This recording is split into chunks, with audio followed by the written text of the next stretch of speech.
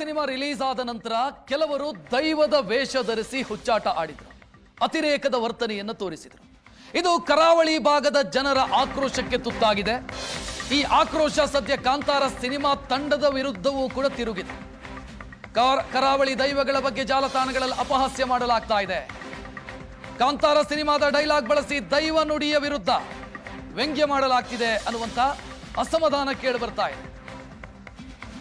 ಸಿನಿಮಾದಲ್ಲಿ ಅತಿರೇಕದ ವರ್ತನೆಯನ್ನು ತೋರಿಸಿದ್ದಾರೆ. ಸಿನಿಮಾದಲ್ಲಿ ದೈವಾರಾಧನೆಗೆ ಅಪಚಾರ ಎಸಗಿದ್ದಾರೆ ಅನ್ನುವಂಥ ಆರೋಪಕ್ಕೆ ಸಂಬಂಧಿಸಿದಂತೆ ನಿನ್ನೆ ಪಿಲ್ಚಂಡಿ ದೇವಸ್ಥಾನಕ್ಕೆ ದೂರು ಕೊಡಲಾಗಿತ್ತು. ದಕ್ಷಿಣ ಕನ್ನಡ ಜಿಲ್ಲೆಯ ಅತ್ಯಂತ ಕಾರಣಿಕದ ಕ್ಷೇತ್ರ ಪೆರಾರದ ಪಿಲ್ಚಂಡಿ ಕ್ಷೇತ್ರಕ್ಕೆ ದೂರು ಕೊಡಲಾಗಿತ್ತು. ಆ ಸಂದರ್ಭದಲ್ಲಿ ದೈವ ನುಡಿದಿದೆ ಅಂತ ದೂರು ಕೊಟ್ಟವರು ಹೇಳಿಕೊಂಡಿದ್ರು.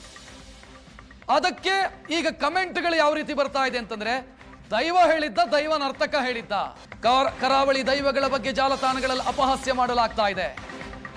ಕಾಂತಾರ ಸಿನಿಮಾದ ಡೈಲಾಗ್ ಬಳಸಿ ದೈವ ನುಡಿಯ ವಿರುದ್ಧ ವ್ಯಂಗ್ಯ ಮಾಡಲಾಗ್ತಿದೆ ಅನ್ನುವಂತ ಅಸಮಾಧಾನ ಕೇಳಿ ಬರ್ತಾ ಇದೆ.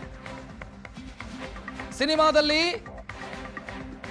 ಅತಿರೇಕದ ವರ್ತನೆಯನ್ನು ತೋರಿಸಿದ್ದಾರೆ. ಸಿನಿಮಾದಲ್ಲಿ ದೈವಾರಾಧನೆಗೆ ಅಪಚಾರ ಎಸಗಿದ್ದಾರೆ ಅನ್ನುವಂಥ ಆರೋಪಕ್ಕೆ ಸಂಬಂಧಿಸಿದಂತೆ ನಿನ್ನೆ ಪಿಲ್ಚಂಡಿ ದೇವಸ್ಥಾನಕ್ಕೆ ದೂರು ಕೊಡಲಾಗಿತ್ತು.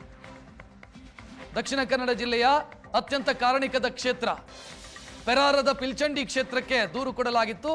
ಆ ಸಂದರ್ಭದಲ್ಲಿ ದೈವ ನುಡಿದಿದೆ ಅಂತ ದೂರು ಕೊಟ್ಟವರು ಹೇಳಿಕೊಂಡಿದ್ರು.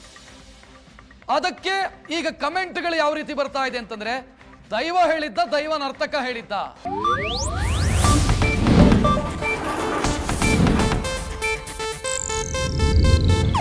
ಇದು ಏಷ್ಯಾನೆಟ್ ನ್ಯೂಸ್ ನೆಟ್ವರ್ಕ್ ಪ್ರಸ್ತುತಿ.